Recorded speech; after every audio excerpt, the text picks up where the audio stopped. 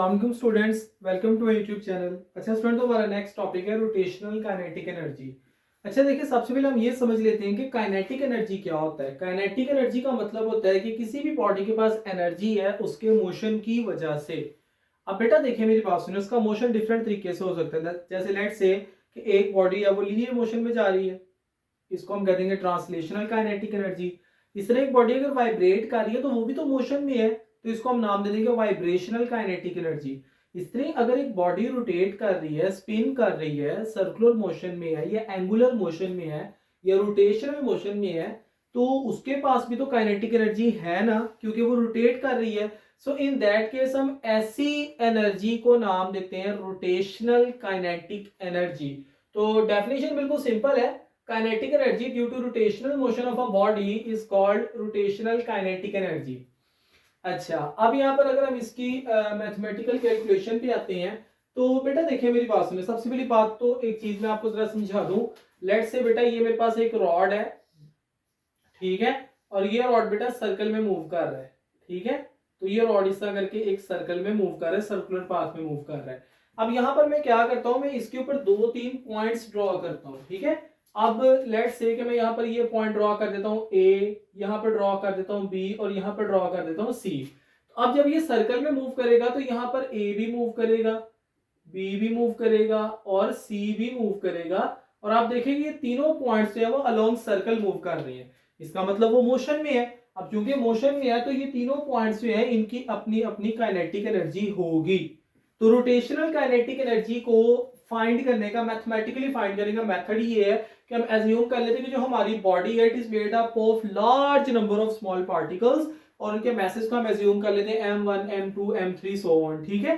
तो उनका जो एक्चुअली सेंटर से डिस्टेंस है वो हम एज्यूम कर लेते हैं r1 r2 r3 so on respectively, ठीक है। तो लेकिन यहां पर ना एक चीज आपने जरा समझनी है। कोई भी बॉडी जब स्पिन होती है, रोटेट करती है, तो उसके हर पार्टिकल की जो काइनेटिक एनर्जी है इट मे बी डिफरेंट, लेकिन उसके हर पार्टिकल की एंगुलर वेलोसिटी सेम रहेगी। अब देखिए, जितनी देर में ए पार्टिकल है ये अपने रेवोल्यूशन कंप्लीट करेगा, उतनी देर में बी, उतनी देर में ही सी कंप्लीट करेगा। तो एक्चुअली हम बात करते हैं कि जो तमाम पार्टिकल्स हैं उनकी जो एंगुलर वेलोसिटी है वो सेम रहती है, ठीक है। तो यहां पर हम जो सारी बातें मैंने आपको बताई इनको यहाँ रीडिंग कर लेते हैं। कि if a body is spinning about an axis with constant angular velocity omega, each point of the body is moving in circular path, के हर पॉइंट जो है वो सर्कुलर पाथ में मूव कर रहा है and has some kinetic energy, तो उनके पास भी कुछ ना काइनेटिक एनर्जी होगी। To determine the total kinetic energy of the body, we assume that the body is composed of tiny small pieces, कि छोटे छोटे पीसेस में है, उनके message m1 m2 and so on. और उनका एक्चुअली हम बात करेंगे, हमारे पास जो एम आई है, एम आई का मतलब ये है कि आई की value 1 2 3 4 so on to n होती है, ठीक है। तो उसका जो डिस्टेंस होगा वो आर आई होगा। मतलब अगर m2 है तो डिस्टेंस r2, m3 है तो डिस्टेंस r3, तो i का मतलब यहां पर ये होता है, ठीक है। तो यहां पर हम नेक्स्ट बात करते हैं कि उसकी अगर हम स्पीड की बात करें यानी कि लीनियर वेलोसिटी की बात करें, तो लीनियर वेलोसिटी आपको पता है आर ओमेगा की इक्वल होती है। तो v I is equal to r I omega. अब यहां पर आपके जहन में क्वेश्चन आ रहा होगा कि हमने वेलोसिटी के साथ जो है वो आई लगा दिया है, रेडियस के साथ आई लगा दिया, ओमेगा के साथ क्यों नहीं लगाया। तो मैं आपको अभी बता के हटाऊं कि जब कोई भी बॉडी रोटेट करेगी तो उसके हर पार्टिकल की एंगुलर वेलोसिटी सेम रहेगी, एंगुलर वेलोसिटी जो है वो चेंज नहीं होगी, मतलब डिफरेंट नहीं होगी।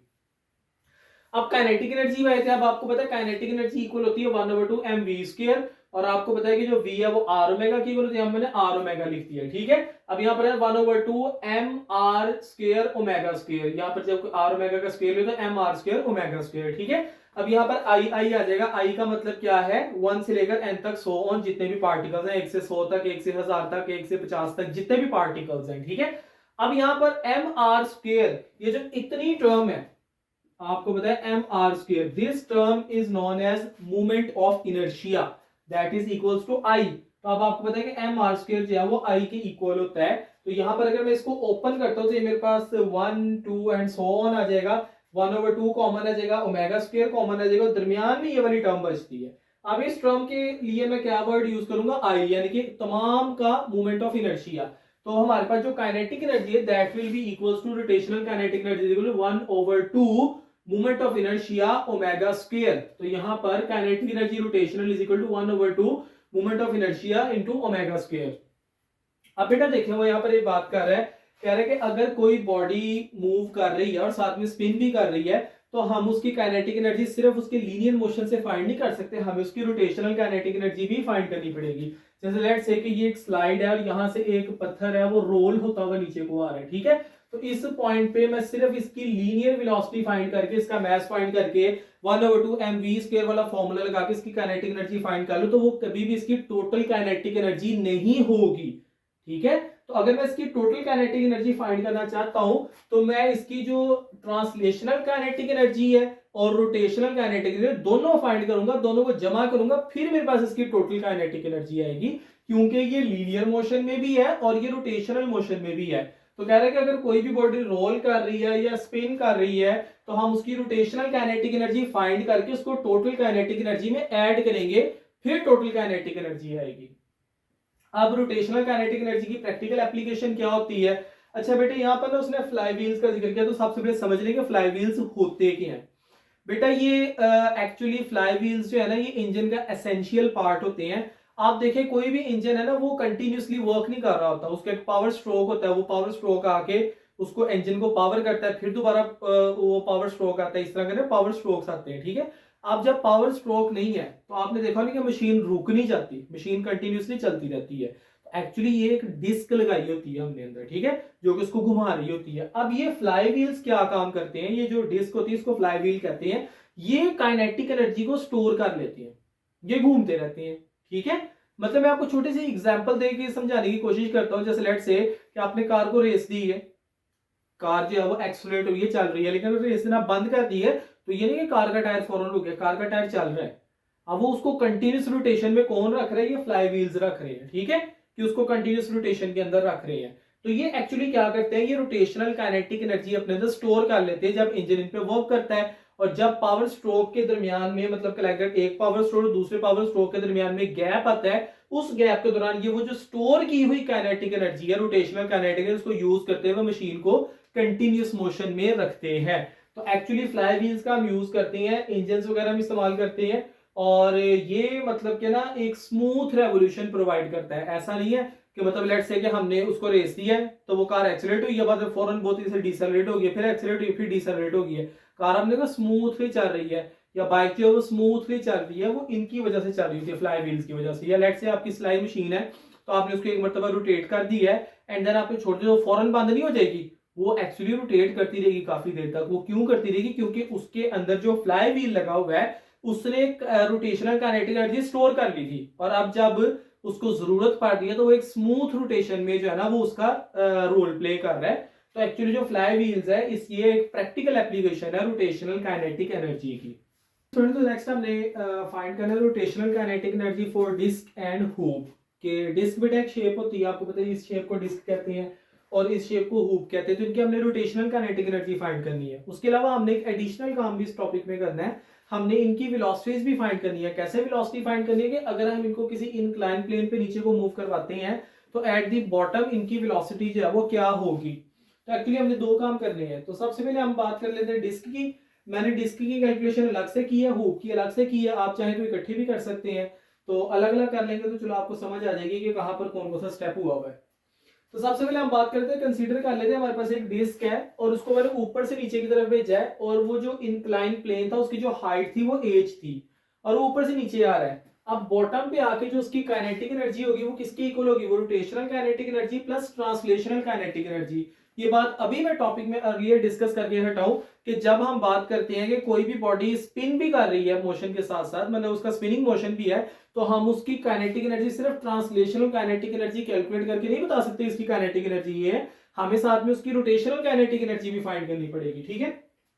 अच्छा, उसके बाद बेटे नेक्स्ट हम बात करते हैं कि रोटेशनल काइनेटिक एनर्जी फाइंड करने का हमारे पास फॉर्मूला होता है 1/2 I ओमेगा स्क्वायर, जहां पर I जो है वो इसका मोमेंट ऑफ इनर्शिया है। अब आपको पता है डिस्क के लिए जो moment of inertia 1/2 mr square, ये चंद एक शेप्स का, स्फीयर का, डिस्क का, हूप का, चंद एक शेप्स का ना हमारे वो साइड बॉक्स में दिया हुआ है। ये सारे आपको याद होने चाहिए, एमसीक्यूज में आपको काम आएंगे, न्यूमेरिकल्स में भी आपको काम आएंगे, ठीक है।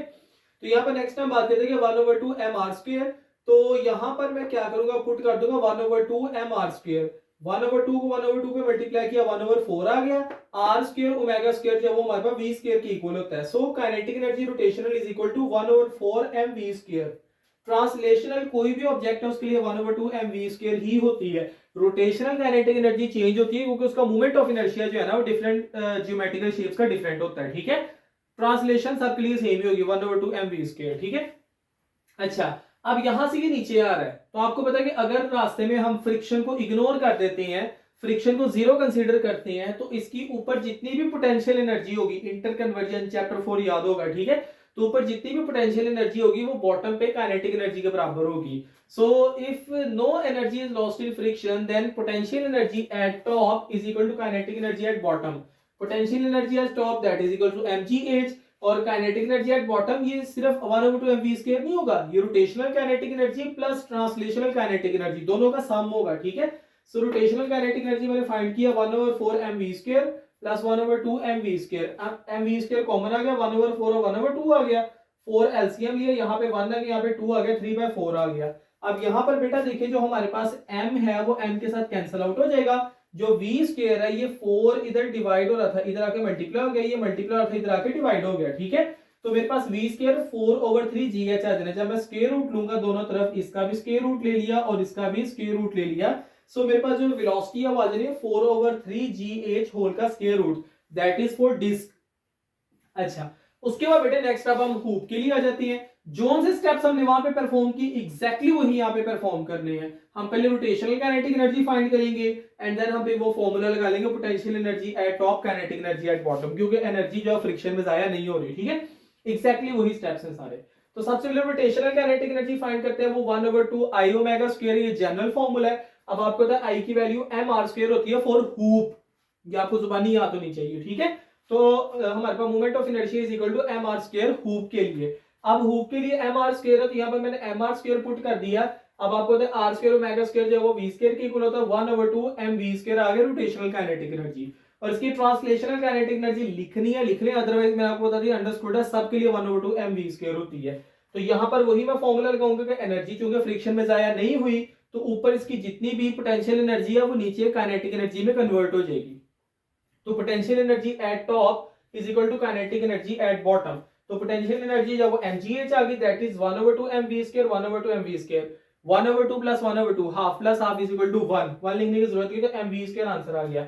अब यहाँ पर जो मेरे पास m है वो m से कट जाएगा, तो मेरे पास जो है v² is equal to gh आ गया। अब मैं दोनों तरफ लूंगा स्क्वायर रूट, इसका भी स्क्वायर रूट लिया और इसका भी स्क्वायर रूट लिया, तो जो हमारे पास वेलोसिटी आ जाएगी वो gh का स्क्वायर रूट आ जाएगी हूप के लिए। अब यहाँ पर मैंने एक छोटा सा ऑब्जेक्टिव का पॉइंट लिखा है, वो देखिए कि डिस्क जो है उसकी बॉटम पर जो वेलोसिटी है वो ज्यादा है एज कंपेयर टू जो हूप की है। डिस्क की 4/3 स्क्वायर रूट टाइम्स ज्यादा वेलोसिटी है। इसका मतलब ये है कि अगर मैं सेम हाइट पर सेम इंक्लाइन में सेम रेडियस के साथ डिस्क और हूप को रिलीज करता हूं तो डिस्क जल्दी पहुंच जाएगी, हूप देर बाद पहुंचेगी। उसकी वजह क्या है कि आप देखें वेलोसिटी का एक्सप्रेशन जो है at the bottom velocity of disk greater है as compared to velocity of hoop। Okay बेटे, नेक्स्ट आप एमसीक्यूज असेसमेंट पे आते हैं। तो सबसे पहला क्वेश्चन ये है कि the expression for rotational kinetic energy of earth can be. अब बेटा देखिए जो हमारे पास रोटेशनल काइनेटिक एनर्जी है इसका तो फॉर्मूला हमने अभी ड्राइव किया है। तो रोटेशनल काइनेटिक एनर्जी का फॉर्मूला होता है 1/2 I ओमेगा स्क्वायर, ठीक है। यहां पर देखिए कि उसने ना मास और वेलोसिटी की टर्म्स में बताया है, यानी कि मैं मूवमेंट ऑफ इनर्शिया यहाँ पे वैल्यू लिखूंगा। अब आपको पता है अर्थ एक स्फीयर है और स्फीयर के लिए मूवमेंट ऑफ इनर्शिया होता है 2/5 mr का स्क्वायर, ठीक है। तो यहाँ पर अब मैं क्या करूंगा, काइनेटिक एनर्जी जो है वो इक्वल आ जानी है 1/2 इंटू 2/5 mr का स्क्वायर इंटू ओमेगा स्क्वायर, ठीक है। अब आपको पता है r स्क्वायर और ओमेगा स्क्वायर जो है v² की इक्वल आता है, 2 से 2 कट गया तो इधर 1/5 m इंटू v का स्क्वायर। So D option is the right answer. अच्छा, उसके बाद which of the following will reach earlier from incline plane when released from the same height. Same height से नीचे फेंका है तो कौन जल्दी पहुंचेगा। अब देखिए जो हमारे पास ट्रांसलेशनल काइनेटिक एनर्जी है ना, चूंकि वो सेम हाइट से नीचे आ रहे हैं तो ट्रांसलेशनल काइनेटिक एनर्जी जो है ना वो तीनों की सेम होगी, ठीक है, अगर उनका मास सेम है। एक्चुअली उनकी जो वेलोसिटी है वो डिपेंड करती है उनके मोमेंट ऑफ इनर्शिया पे। मैं ना आपको एक छोटी सी पहले बात समझाने की कोशिश करता हूं एंड देन फिर हम इसको सॉल्व करते हैं, ठीक है। अब देखिए जो हमारे पास हूप है उसका जो मोमेंट ऑफ इनर्शिया था वो था हमारे पास एम आर स्क्वेयर, और जो डिस्क है उसका मोमेंट ऑफ इनर्शिया था हमारे पास 1/2 एम आर स्क्वेयर। तो इसका मतलब डिस्क का मोमेंट ऑफ इनर्शिया कम था, हूप का ज्यादा था, तो डिस्क जल्दी पहुंच गई थी। So can I say that कि जो बॉटम पे वेलोसिटी है वो उसकी ज्यादा होगी जिसका मोमेंट ऑफ इनर्शिया कम होगा, ठीक है। लेकिन यहाँ पर डिस्क जल्दी पहुंच गई थी, तो यहाँ पर हूप और डिस्क के दरमियान कंपैरिजन नहीं है। यहाँ पर एक और शेप आ रही है स्फीयर, तो हम देख लेते हैं कि स्फीयर का मोमेंट ऑफ इनर्शिया क्या है। तो स्फीयर का मोमेंट ऑफ इनर्शिया अभी हमने लिखा है वो क्या होता है 2/5 एम आर स्क्वेयर। तो आप देखें एम आर स्क्वेयर तो कॉमन है, 2/5 के अगर फ्रैक्शन देखें तो वो इन दोनों से स्मॉलर है। आप वैसे मतलब करके देखें, यहाँ पे 1 आ जाएगा, ये 1/2 का मतलब 0.5 होता है, 2/5 को आप डिवाइड करें मेरे ख्याल 0.4 के करीब आंसर आएगा, ठीक है। तो आप इसको कैलकुलेटर पे करके दे रहे हो तो सबसे स्मॉलर ये बन रहा है। अब चूंकि सबसे स्मॉलर ये बन रहा है तो इसका मतलब मोमेंट ऑफ इनर्शिया सबसे स्मॉल जो है वो स्फीयर का है। अब स्फीयर का मोमेंट ऑफ इनर्शिया सबसे स्मॉल है, तो अगर हम तीनों को विद सेम रेडियस ऊपर से एक ही टाइम पर नीचे को लेके आते हैं तो रिलीज करते हैं सेम हाइट से, तो जो स्फीयर होगा वो सबसे पहले पहुंचेगा। अब यहाँ पर क्वेश्चन है कि उसके बाद कौन पहुंचेगा, डिस्क उसके बाद पहुंचेगी, जो हूप है वो सबसे लेट पहुंचेगी क्योंकि हूप का जो मोमेंट ऑफ इनर्शिया है वो सबसे ज्यादा है, ठीक है। तो मोमेंट ऑफ इनर्शिया जितना ज्यादा होगा उतनी देर बाद पहुंचेंगे, मोमेंट ऑफ इनर्शिया जितना कम होगा उतनी जल्दी पहुंच जाएंगे। सो स्फीयर विल रीच अर्लियर। अच्छा जिसके बाद कह रहा है हमारे पास एक हूप है उसका रेडियस 1 मीटर है, तो बेटे ये रेडियस बता रहा है और उसको रिलीज किया हमने एक इंक्लाइन प्लेन पे at a height of 5 metre. उसकी जो हाइट है वो 5 मीटर है, तो उसकी वेलोसिटी एट बॉटम। अब आपको पता है कि जो हमारे पास हूप की वेलोसिटी है उसका फॉर्मूला होता है जी एच का स्क्वायर रूट। अब यहाँ पर जो जी की वैल्यू वो 9.8 मीटर पर सेकंड स्क्वायर है और हाइट हमारे पास 5 मीटर है, होल का स्क्वायर रूट। यहाँ पे रेडियस का तो कोई अमल दखल था ही नहीं, वैसे ही गिवन है, ठीक है। तो अब जब इनको मल्टीप्लाई करते हैं तो मेरे पास आ जाएगा 49 का square root, that will be equals to 7 metre पर second. So B is the right answer. उसके बाद बेटा नेक्स्ट क्वेश्चन है, a disc and a hoop is released from an incline plane of same height. कि एक disc और hoop को हमने नीचे जो ना भेजा है, हाइट सेम है इंक्लाइन प्लेन से, the ratio in their velocities when they reach bottom, कि जब वो बॉटम पे आते हैं तो उनकी वेलोसिटीज में रेशो क्या होगी। तो देखिए डिस्क की जो हमारे पास वेलोसिटी होती है वो हमारे पास होती है 4/3 जी एच का स्क्वायर रूट, और जो उसकी हूप की थी वो थी जी एच का स्क्वायर रूट। अब इनको डिवाइड कर देते हैं 4/3 जी एच का square root divided by g h का स्क्वायर रूट। अब ये जो है कट जाएगा तो मेरे पास आंसर आ जाएगा 4/3 का स्क्वायर रूट डिवाइडेड बाय 1। अब देखिए यहाँ पर जो है ना कोई भी आंसर नहीं है, तो एक्चुअली मैं 4 को बाहर निकाल लूंगा, जब मैं 2 को बाहर निकाल लेंगे और पीछे बच जाएगा हमारे पास 3 का स्क्वायर रूट डिवाइड बाय 1। अब देखिए ये वाला ऑप्शन यहाँ पे मौजूद है, तो इसको हम न्यूमरेटर को ऐसे लिख लेंगे 2/3 का square root ratio 1, divide by का मतलब रेशो, ठीक है। तो इसका मतलब ये वाला ऑप्शन हमारे पास मौजूद है। तो जरूरी नहीं है कि जो आपने आंसर निकाला है आपका उसके मुताबिक आंसर ही आए, आपका आंसर डिफरेंट फॉर्म्स में आ सकता है, तो आपको आंसर को एक फॉर्म से दूसरी फॉर्म में कन्वर्ट करना आना चाहिए। तो इसका मतलब हमारे यहाँ पे बी ऑप्शन ठीक होगा। Okay students, that's all from today's lecture. If you think that this video is informative for you, kindly like this video और comment लाजमी करें, और आपकी जितनी भी स्टूडेंट कम्युनिटी उन सबके साथ शेयर करें, and kindly do subscribe to my channel. Thank you.